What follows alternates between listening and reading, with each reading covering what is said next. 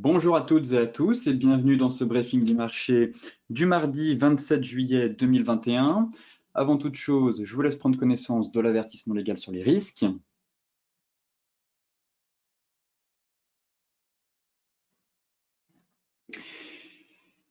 Et donc tout de suite, direction les marchés où ce matin, la Chine inquiète un peu les investisseurs. Mais avant ça, hier, Wall Street a quand même terminé plutôt en ordre dispersé, j'ai envie de dire, à l'issue d'une séance assez prudente. Les investisseurs, comme vous le savez, attendent une série de résultats financiers et surtout la réunion mardi, donc aujourd'hui et mercredi, des responsables de la Fed. Le Nasdaq, quant à lui, a progressé plus modestement, alors que les géants de l'indice comme Apple, Alphabet, Amazon, Facebook et Microsoft doivent publier leurs résultats cette semaine. Ce soir, on aura d'ailleurs la publication de Apple, Microsoft et Alphabet. Donc, on devrait avoir, je pense, pas mal de volatilité sur les indices, notamment sur le Nasdaq, mais aussi sur le Dow Jones, étant donné que Microsoft et Apple sont des composantes du Dow Jones. La prudence des investisseurs est liée aux États-Unis comme en Europe aux inquiétudes sanitaires, toujours avec la propagation du variant Delta du coronavirus, à la publication aussi cette semaine d'une avalanche de résultats trimestriels et, comme je vous le disais, à la réunion de la Réserve fédérale américaine. Donc, les acteurs du marché espèrent notamment obtenir des indications de la Fed sur le niveau de l'inflation ainsi que sur le moment, comme je vous le dis depuis pas mal de temps, où la Banque centrale pourrait commencer à réduire ses rachats d'actifs. Donc, encore une fois, le fameux tapering. En Europe, ce matin, les bourses évoluent en baisse après une nouvelle séance négative en Chine et des résultats d'entreprises diversement appréciés dans l'attente, encore une fois, des annonces de la Fed. Alors, la plupart des indices chinois continuent de reculer, en tout cas ont pas mal chuté en raison des inquiétudes persistantes concernant l'impact d'une réglementation plus stricte. La bourse de Hong Kong a quand même dévissé mardi de plus de 5% en séance au lendemain d'un premier décrochage assez sévère et les investisseurs s'inquiétant notamment de nouvelles directives de Pékin à l'encontre de plusieurs secteurs, dont celui du soutien scolaire et d'Internet, notamment les techs, où l'indice des techs en Chine a quand même bien dévissé et les valeurs telles que Tencent, Alibaba et Baidu ont elles aussi décroché. Donc résultat, cela a un peu impacté l'ouverture européenne ce matin. Enfin, pour terminer, comme je vous le disais, la Réserve fédérale va, elle, entamer dans la journée sa réunion de 2 jours et les investisseurs suivront donc mercredi les annonces du communiqué et surtout la conférence de presse de son président Jérôme Powell pour toute remarque relative aux achats d'actifs, donc à la réduction des achats d'actifs, le tapering, et surtout à la montée de l'inflation, même si le président Jérôme Powell estime qu'elle est transitoire. Certes, en tout cas, l'inflation est là, donc logiquement, elle devrait pousser la Banque centrale à réduire son soutien monétaire au marché financier. Côté macro, comme je vous le disais en introduction, nous avons la publication des grosses tech cette semaine et hier, nouveau record pour les Fangman, Facebook, Facebook, Apple, Netflix, Google, Microsoft, Amazon et Nvidia. On a franchi la barre des 10 000 milliards de capitalisation boursière, soit un record du jamais vu dans l'histoire. Reste à savoir maintenant si elles vont transformer l'essai, j'ai envie de dire, et poursuivre leur ascension cette semaine avec la publication des résultats. Force est de constater que dans l'ensemble des résultats qui ont été publiés sur les semaines passées, la plupart des entreprises ont quand même battu le consensus, mais d'un point de vue des techs, c'est bien de battre le consensus, mais on attend encore plus d'elles, étant donné qu'elles ont quand même des niveaux de valorisation déjà assez élevés, qu'elles ont une ascension fulgurante depuis la crise du Covid. Donc forcément, elles sont attendues au tournant et elles n'ont pas intérêt de décevoir cette semaine, même si je pense que dans l'ensemble, on devra avoir des résultats plutôt bons, voire même excellents. Petite déception de Netflix, mais comme je vous le disais, c'était dû notamment un peu à une perte des abonnés normale. On a eu plusieurs confinements, plusieurs lockdowns, donc forcément les gens, quand ils sont enfermés chez eux, eh bien, ils ont tendance à regarder des séries et des films, et avec la réouverture de l'économie, eh bien, la plupart des personnes ont quand même préféré retrouver une vie normale avec des loisirs.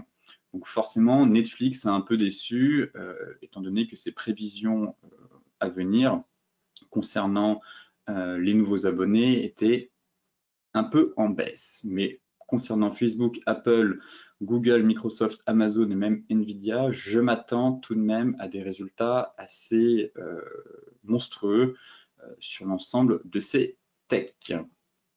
Ici, c'est pour mettre un peu les choses en perspective, c'est la capitalisation boursière des Fangman en pourcentage du S&P 500, donc c'est leur pondération très clairement au sein de l'indice S&P 500. On parle uniquement de 7 valeurs, et ces 7 valeurs ont tout simplement dopé l'indice. Elles représentent la majorité, une grosse partie de la hausse du S&P 500, étant donné qu'elles représentent maintenant 25,8% de la capitalisation boursière du S&P 500. Pour rappel, je vous l'avais déjà dit dans différents briefings, mais la capitalisation boursière mondiale est d'environ 115 000 milliards de dollars. Les Fangman représentent 10 000 milliards de dollars. Soit environ 9% de la capitalisation boursière mondiale pour seulement 7 sociétés. Donc ça montre à quel point elles dévorent tout simplement le monde, et qu'on peut aussi avoir un peu ce qu'on appelle un trompe-l'œil sur la hausse de certains indices, notamment le Nasdaq ou le S&P 500, car leur pondération est tout simplement trop importante au sein de l'indice, ce qui fait que c'est elle essentiellement qui tire le Nasdaq ou le S&P 500 à la hausse. Comme je vous le disais, elle représente actuellement 25,8% de la capitalisation boursière, soit moins que le pic atteint en septembre 2020. Ici, on était à 27,3%, tout simplement à cause des taux d'intérêt et des taux longs, comme je vous l'avais expliqué aussi dans certaines slides dans les précédents briefings. Ici, avec la quantification de la courbe des taux à 10 ans, rappelez-vous, quand les taux à 10 ans ont accéléré, le Nasdaq, lui, a décroché, et nous avons donc eu une rotation sectorielle vers les valeurs dites value. Donc les valeurs de croissance, elles, qui sont les techs, ont décroché. Cela a profité aux valeurs dites value, notamment les bancaires. Donc forcément, on a eu un énorme rattrapage ici des bancaires. Rotation sectorielle, les investisseurs ont pris leurs bénéfices sur les techs, se sont donc orientés sur les valeurs dites value, les bancaires qui ont effectué quand même un gros rattrapage et un énorme rallye durant quelques mois. Et depuis maintenant quelques semaines, vous voyez bien qu'on a un décrochage sur les taux longs. On est venu taper les 1,25, on a rebondi un peu. De ce fait, quand on a un reflux des taux longs, eh bien, les investisseurs se repositionnent à nouveau sur les techs, et on repart de plus belle concernant les Fangman. Ici, nous avons les marges bénéficiaires nettes du S&P 500. Force est de constater que l'indice S&P 500 affiche la deuxième marge bénéficiaire nette la plus élevée depuis 2008 pour le deuxième trimestre. Donc, on est quand même sur des résultats monstrueux, des marges bénéficiaires nettes pareilles, assez élevées. Donc, tout va bien pour l'instant dans le meilleur des mondes. Tous les voyants sont au vert. On constate donc que les entreprises sont elles aussi en excellente santé, qu'on a un rebond économique assez puissant. Comme je vous le disais, le sentiment qu'on est reparti comme en 40 sur l'ensemble des indices. Et les analystes pensent que les marges bénéficiaires nettes du S&P 500 continueront à être d'au moins 12% jusqu'à la fin de l'année 2021. Donc, un niveau encore assez élevé. À ce jour, les marges bénéficiaires nettes estimées pour le troisième trimestre 2021 et le quatrième trimestre 2021 sont de 12,1% et 12%. Donc là, on a eu un fort Q1, un Q2 qui devrait être aussi excellent. Et pour le Q3 et le Q4, on reste quand même sur des niveaux de marge bénéficiaire nette supérieurs à 12%, soit des niveaux records. Donc pour l'instant, tout va bien dans le meilleur des mondes. Côté graphique, maintenant, direction les indices avec le CAC 40 pour commencer, qui décrochait un peu ce matin, mais bon, rien de bien inquiétant.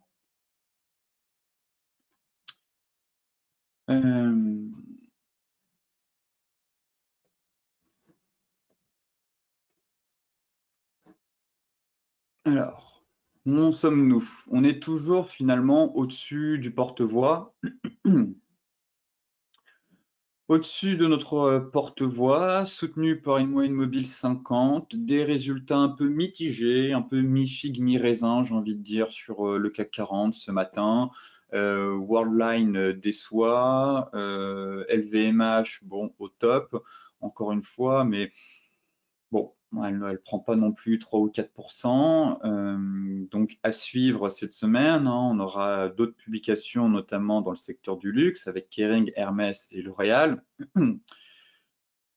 Quoi qu'il en soit, ça reste haussier, toujours ce sentiment de V-bottom. C'est vrai que les investisseurs sont peu enclins à des prises de risque avec les annonces de la Fed. Dans l'ensemble, pour moi, ça reste haussier toujours sur le CAC 40. Petite frayeur ce matin, mais pour le moment, bon, c'est seulement une baisse de 0,3%. Derrière, si on affine notamment données 4 heures, on est venu une deuxième fois un peu pullbacker notre fameuse zone ici à 6500, 6510, borne haute du porte-voix.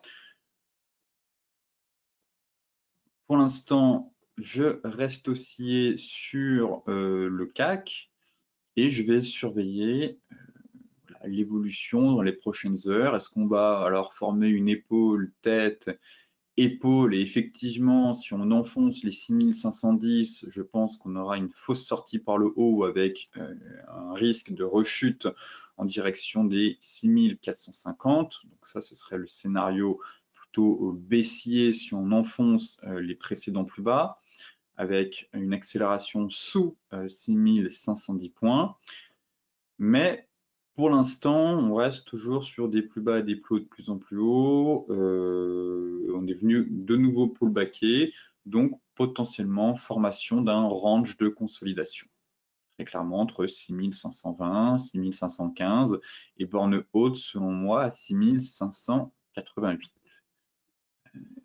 Effectivement, si on échoue ici, on pourrait potentiellement former une deuxième épaule, mais là on est vraiment dans une assez grande anticipation étant donné que la figure est seulement à moitié formée. Donc on attendra vraiment d'avoir un peu plus de visibilité pour opter dans ce sens. Pour l'heure, ça reste haussier. Pour moi, on est dans un range, ça reste haussier. Donc j'attends un retour sur la borne haute et tant qu'on n'a pas de déception d'un point de vue des publications ou de mauvaises annonces de la Fed demain dans son communiqué, je chercherai toujours à aller chercher la borne haute de ce range. Et en cas de sortie, pour moi, l'objectif n'a pas changé. Pour l'instant, je ne change pas mon fusil d'épaule, ça reste haussier, ce V-bottom est plutôt bon. J'ai bien envie de voir une nouvelle poussée, une nouvelle jambe de hausse, toujours en direction des 6640 et 6700 points. Concernant le DAX, qui sous-performe, lui,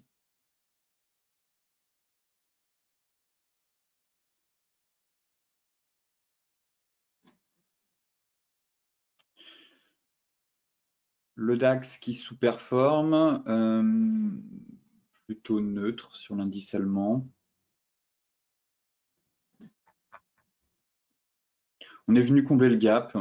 On lâchait quasiment plus de 1% ce matin, mais belle réaction sur la Kijun. Le sentiment toujours qu'on est dans un énorme range finalement sur l'indice allemand. On est venu combler ici le gap qu'on avait. C'est un peu vraiment plutôt neutre sur l'indice allemand. J'ai pas de stratégie à proposer. Autant le CAC 40, je trouve plus propre. Il respecte bien les niveaux clés. Là, j'ai l'impression qu'on est un peu au milieu de nulle part toujours. Alors, on est venu combler le gap. On est sous la moyenne mobile 50. On sous-performe très clairement sur le DAX. Bon, si on a une accélération, bien entendu, je vise toujours la borne haute de ce range.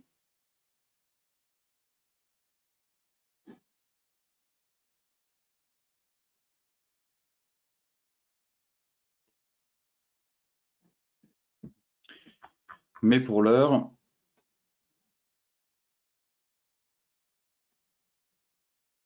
je ne vois pas d'opportunité, en tout cas, sur ce marché. En tout cas, les zones où on se situe ne m'intéressent pas vraiment sur le DAX.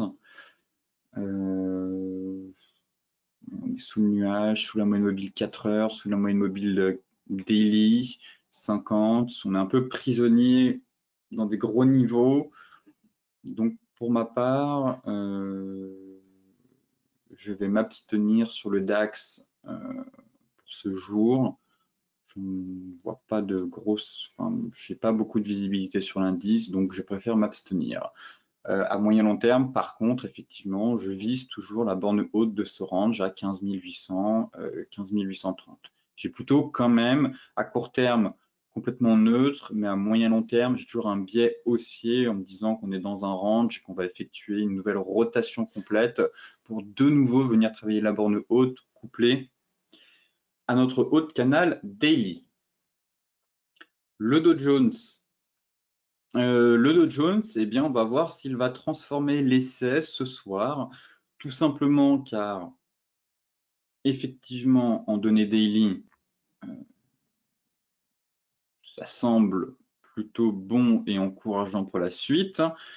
On a inscrit un nouveau record en clôture hier. On a dépassé la borne haute du range. Effectivement, ce matin, néanmoins, les futurs sont dans le rouge, donc on est potentiellement sur une fausse cassure.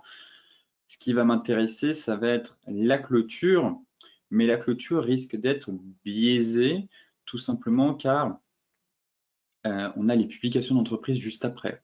Donc là, effectivement, si on ouvre avec un gap baissier et qu'on réintègre le range avec une bougie flux et baissière, on pourrait de nouveau avoir un chandelier de retournement, à savoir une étoile du soir.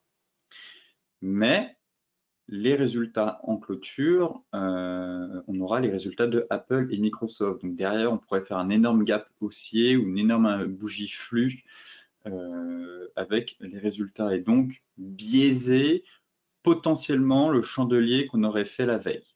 Voilà pourquoi je me montre un peu plus prudent sur le Dow Jones et en parallèle, le lendemain, il y a la Fed. Donc, tirailler entre la séance qu'on est en train de faire, les publications d'entreprises et les attentes des investisseurs de la part de la Fed demain soir. En tout cas, si on se base uniquement sur le cash, effectivement, on a le sentiment qu'on va avoir une nouvelle jambe de hausse et une nouvelle impulsion haussière en direction des 35 500. Toutefois, j'attendrai un peu avant de prendre position, étant donné que, voilà, pour moi, on est actuellement sur un bull trap. Sur les futurs, on est en train de céder du terrain, on lâche 0,3, on était même quasiment sur un avalement baissier. J'attendrai encore tout simplement l'ouverture cet après-midi et voir la réaction du marché, si oui ou non il va confirmer ou pas la cassure par le haut de ce range. Dans ce cas-là, cela suggérerait une nouvelle impulsion haussière et à l'inverse, prudence, effectivement, si on clôture, on réintègre en tout cas le range avec une bougie un peu baissière, ça pourrait suggérer voilà, un mouvement correctif. Mais le problème dans tout ça, c'est que nous avons quand même les résultats de Microsoft et Apple qui sont des composantes du Dow Jones. Donc pour l'instant, pareil, je préfère rester à l'écart sur le Dow Jones. Pourquoi pas en intraday prendre quelques points? Effectivement, il y a toujours des stratégies à mettre en place en intraday, savoir couper rapidement son trade avant les grosses news. Mais là, en swing, je n'ai pas tellement envie de vous envoyer au casse-pipe et vous faire prendre des portes de saloon avec tous les gros catalyseurs qu'on va avoir dans les prochaines heures. L'euro-dollar. Alors, l'euro-dollar, j'ai envie de passer haussier sur cette paire, tout simplement car la bougie me plaît bien ici. Donc j'espère que la Fed ne va pas enfoncer le clou demain soir, sinon ça pourrait être une grosse dégringolade de l'euro-dollar. Mais quand je vois la bougie qu'on a eue hier avec un gap baissier à l'ouverture lundi, donc durant la nuit, et un bel avalement haussier qui avale les bougies précédentes sur une zone de support intermédiaire, c'était pas non plus le niveau de support parfait, mais ça reste un niveau de support. J'arrête d'être baissier sur l'euro-dollar et j'ai bien envie de passer haussier pour viser les 1,1875 avec un stop loss sous les plus bas. Derrière, si on se met en données hebdomadaires, effectivement, on est quasiment sur la borne basse, tout dépend si on coupe les mèches ou pas, mais ici on a notre range et on est en tout cas sur la borne basse du range. Donc pareil, on a un avalement haussier en daily. Là, on a fait un gap baissier à l'ouverture. Si l'euro accélère un peu, pareil, on pourrait de nouveau avoir un signal technique plus puissant sur une unité de temps supérieure avec de nouveau un avalement haussier hebdomadaire sur la borne basse de ce range. Dans ce cas-là, ça renforcerait l'hypothèse d'un creux de marché sur l'euro-dollar et donc d'une reprise haussière.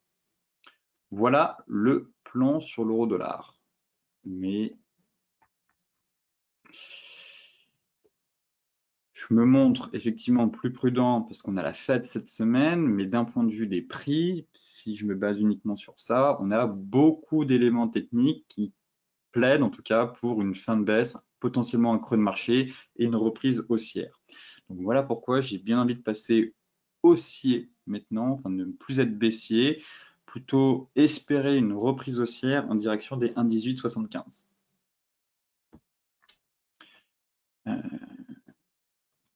On est en train de sortir par le haut du biseau en plus, donc à voir, j'aimerais quand même bien que passe au-dessus de la moyenne mobile 50, 4 heures.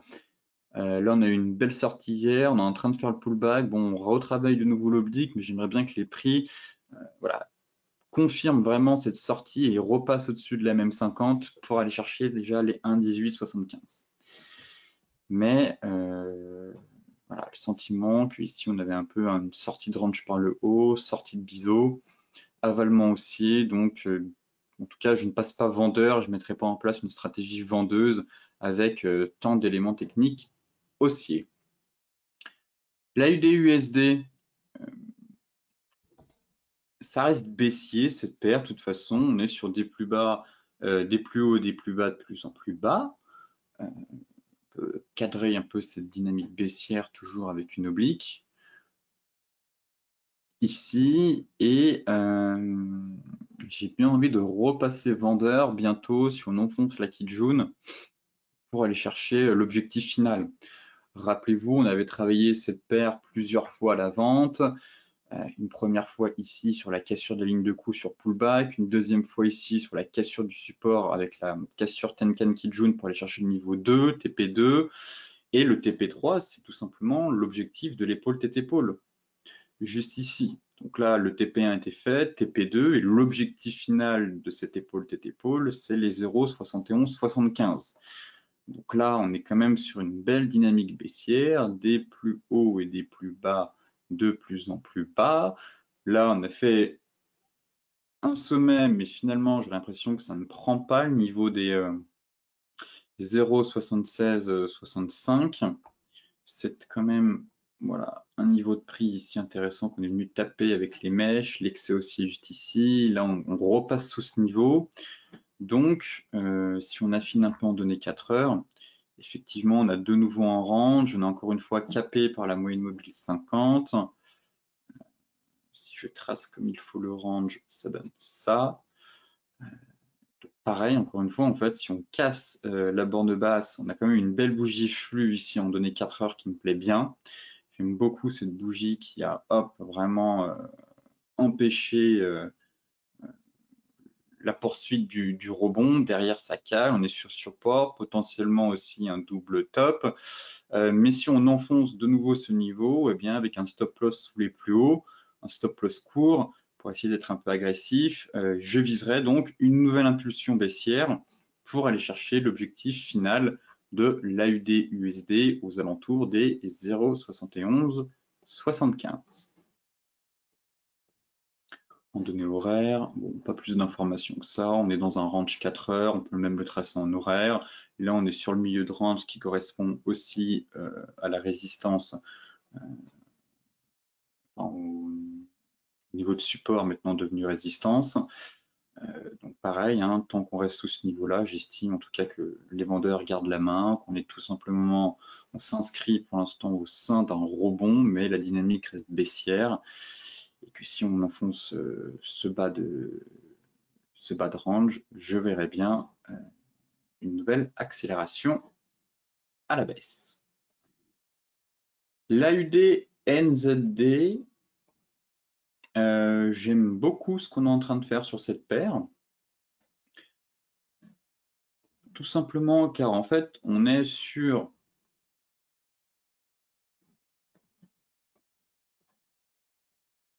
voilà, un niveau. Vous voyez, on est sur un niveau de support hebdomadaire. Si on prend les mèches et les clôtures ici, toutes les mèches, là aussi, là on a fait une mèche basse ici. Bref, on est sur une zone, encore une fois, une zone hebdomadaire, peut-être même mensuelle. Oui, on pourrait, c'est une zone mensuelle. Très clairement, on est bien sur une zone mensuelle. Juste ici. Voilà. Pareil, si on prend toutes les mèches ici, donc on est sur une belle zone mensuelle de prix. Donc forcément, c'est un niveau qui m'intéresse en trading. Derrière,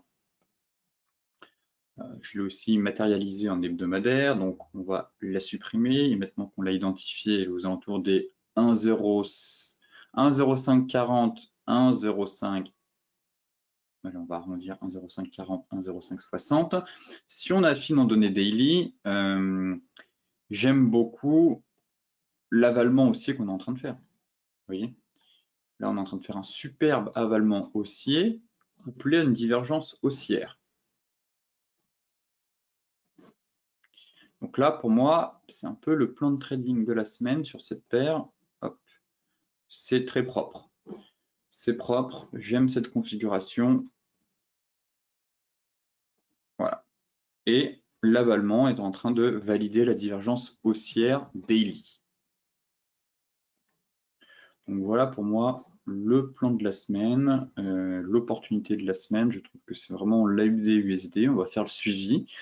Mais en tout cas, en se basant sur toutes les unités de temps, mensuel, on est sur une énorme zone de support, hebdomadaire aussi. Si on affine en daily, certains verront un bel avalement haussier, d'autres me diront potentiellement une étoile du matin doji, je ne suis pas contre non plus. Enfin bref, on est d'accord pour dire qu'on a un beau chandelier de retournement, une belle bougie flux et surtout, on confirme tout ça avec une divergence haussière. Donc objectif, bon, il est un peu proche, mais je vise quand même un peu plus haut, ce serait de retourner sur les 38,2 et le niveau des 1,0665. Voilà, un niveau swing en données daily. Au niveau des 38,2 déjà. Un stop loss sous les plus bas, viser les 38,2 dans un premier temps, prendre quelques bénéfices et ensuite viser l'objectif théorique, à savoir 50% de la dernière vague de baisse aux alentours des 1,0665, 1,0676. En parallèle, on aurait la moyenne mobile 50 qui viendrait justement renforcer ce niveau. Mais dans un premier temps, je pense qu'on peut aller chercher le niveau des 38,2, prendre ses bénéfices et garder un petit reliquat pour essayer d'aller chercher un peu plus haut sur cette paire, aux alentours des 1,07, pourquoi pas 1,0677. En tout cas, ici, on aura une grosse zone où ça pourrait poser problème. Mais sinon, j'estime qu'on a potentiellement un creux de marché et que cette paire va déclencher une reprise haussière avec tous les éléments clés haussiers qu'elle nous délivre. Gold. Bon, rien d'intéressant sur le gold, passez votre chemin. En tout cas, c'est pas là où il y a de l'action. On va pas refaire le scénario. Le scénario, c'est toujours le même. On est prisonnier avec une bas de Kijun, un haut de, enfin, bas de Kijun, niveau de support hebdomadaire à 1790, 1800, capé par beaucoup d'éléments techniques, moyenne mobile, et même moyenne mobile 50, 200, haut de nuage. Là, les prix à court terme sont fermés entre une Tenkan et une Kijun. On manque tellement de visibilité, je trouve, sur le gold. Voilà, pareil en hebdomadaire, on est dans le nuage, prisonnier entre une Kijun, une Tenkan, au-dessus, MM50, bref. C'est vraiment pas un marché qui m'intéresse actuellement. De toute façon, il ne se passe absolument rien sur le gold.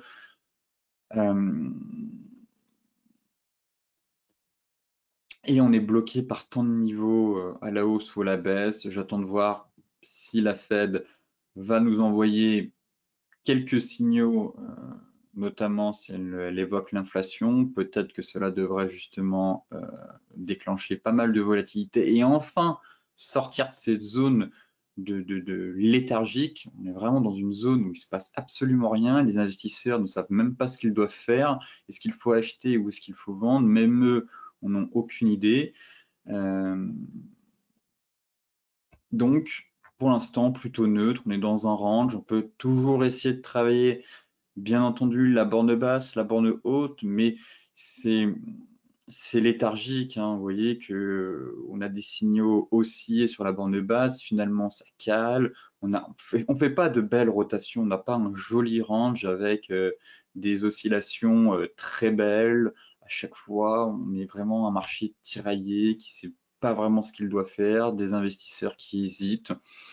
Donc pour l'instant, j'estime quand même qu'on a toujours cette grosse zone 1790-1800 qui est le pivot clé. Effectivement, si on passe sous ce niveau, je crains une dégringolade en direction de notre oblique haussière de long terme, comme toujours.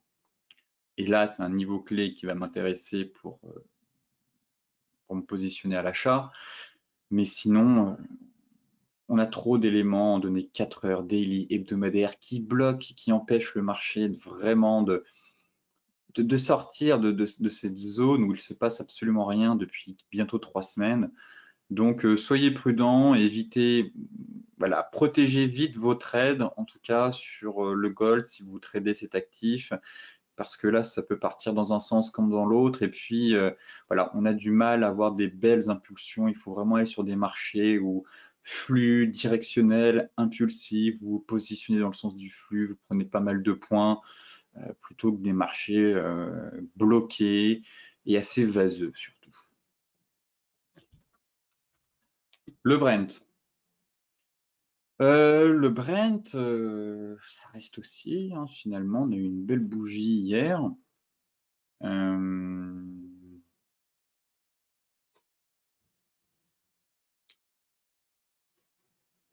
Direction toujours les 75-60. Mais les investisseurs ne lâchent rien, malgré les craintes autour du Covid. Bon, ils n'ont pas trop envie de s'affoler autour du variant Delta. Ça reste haussier, hein, on empile de belles bougies aussi, finalement on lâche rien. Et pour moi, la zone qui montrerait potentiellement une certaine dégradation, ce serait sous les 72,45. Mais là, je vous avais donné une stratégie haussière vendredi dernier, il me semble, pour viser les 61,8 puis les 75,60. Si on repassait au-dessus des 72,44, donc pour l'instant, ça reste haussier et je reste sur mon objectif final à 72,60.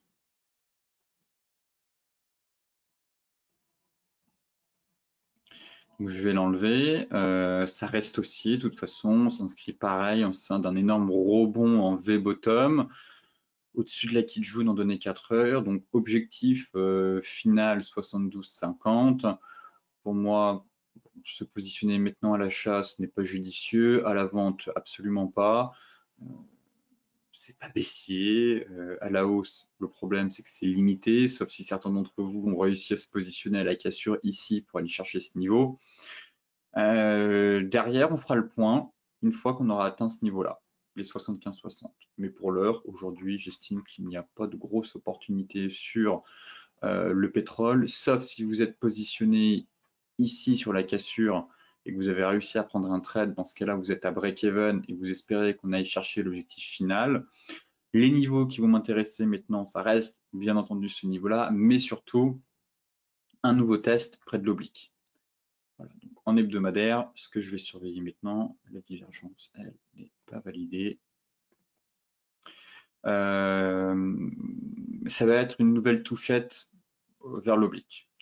Donc oui, la résistance vers 75-60 et sur excès 66-75. Là, c'est vraiment ce niveau-là qui va de nouveau m'intéresser.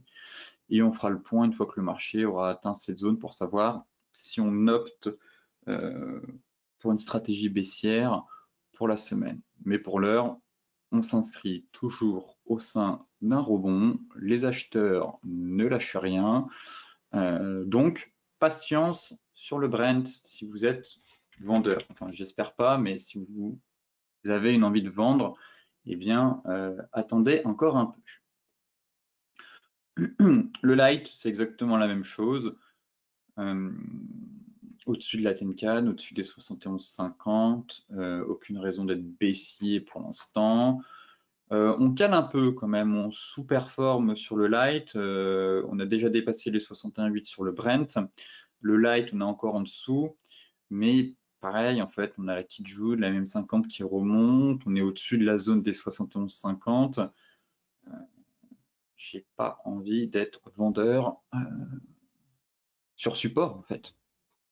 Vous voyez qu'ici, on a beau faire une mèche, une tentative, c'est payé par les acheteurs.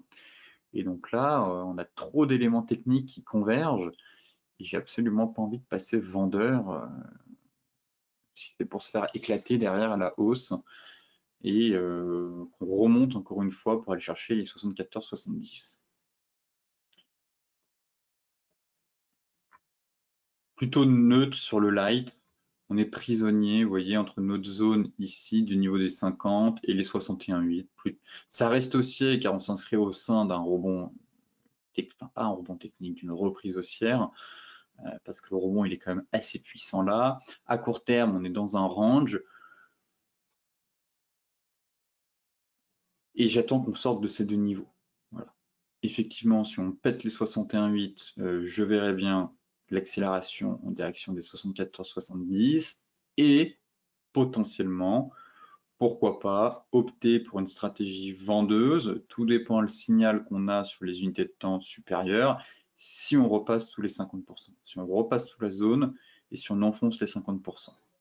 Mais là, il faudra quand même un signal assez puissant, car on a quand même Plaquis June et MM50 en soutien, juste en dessous.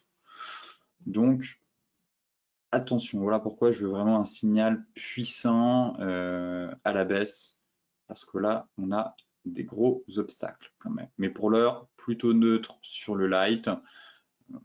Je garde quand même un biais haussier pour aller chercher les 74-70. J'estime quand même que la dynamique, de toute façon, de moyen long terme est haussière, qu'on s'est fait une grosse frayeur, finalement ça tient, que pour l'instant, les investisseurs s'inquiètent pas trop et que tout porte à croire qu'on pourrait donc reprendre le chemin de la hausse pour aller chercher les résistances intermédiaires. Le Bitcoin, finalement, Amazon a démenti les rumeurs selon lesquelles le géant de la tech envisagerait de soit créer sa propre crypto-monnaie, mais surtout d'accepter les paiements en Bitcoin d'ici la fin de l'année ou en 2022. C'est chirurgical les réactions qu'on a quand même sur le marché.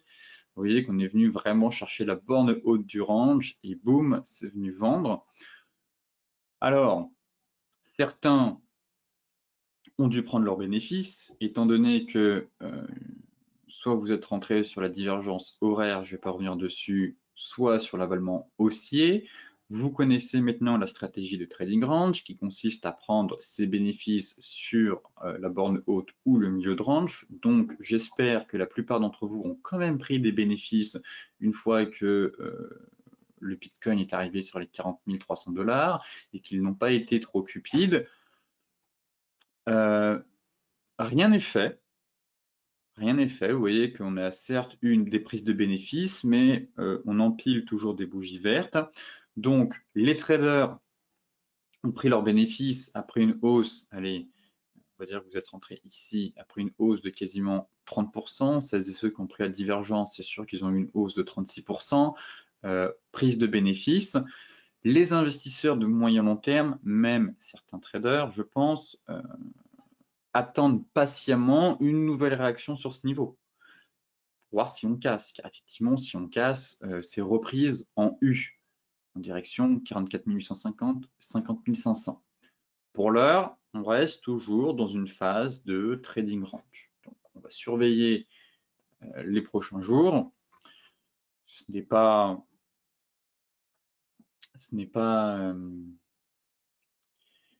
comment dire, je ne m'inquiète pas en tout cas du repli qu'on a eu actuellement.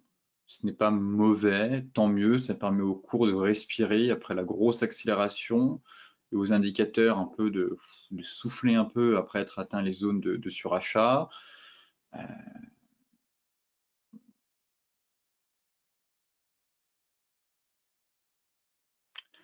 Pas d'inquiétude à avoir en tout cas pour le moment, mais quand même, j'espère que vous avez pris quelques bénéfices, mais gardez un reliquat.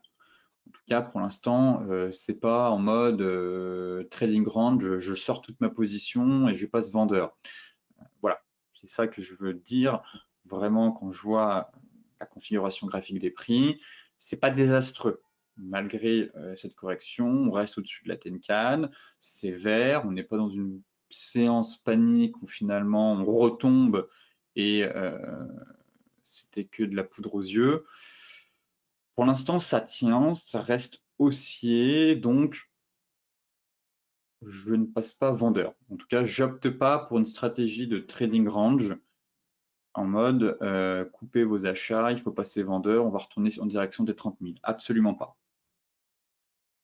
Pour le moment, j'estime que le marché entame sa reprise haussière, qu'on continue d'empiler des belles bougies vertes, ça reste haussier, et je verrais bien une nouvelle tentative, en fait. Voilà. Pour l'heure, tant qu'on ne repasse pas sous les 34 900, effectivement, si on repasse sous ce niveau, il faudra peut-être penser à prendre une partie, voire la totalité de ses bénéfices. Mais pour l'heure, je verrais bien une nouvelle tentative ici. Et on verra ensuite ce que fait le marché. Mais je ne passe pas baissier et j'opte pas pour une stratégie ping-pong. Là, j'estime juste qu'il fallait prendre des bénéfices, mais quand même garder un reliquat, car rien n'est fait. On peut de nouveau aller chercher la borne haute. Et puis, il suffit d'une bonne news pour casser et sortir par le haut et là vous offrir un super trade ou un super investissement pour celles et ceux qui sont positionnés justement en bas du range. Donc là, très clairement, il faut encore se montrer patient et ne pas céder non plus à la panique qu'on est sur la borne basse du range, mais ni à l'euphorie qu'on est sur la borne haute. Là, maintenant, c'est une question de psychologie. L'Ethereum, pareil, je ne passe pas baissier aussi. C'est vrai qu'on avait eu un beau double creux qui est en train de se manifester hier avec tentative de cassure, d'où l'intérêt, je le rappelle, mais d'attendre la clôture des bougies. Très important.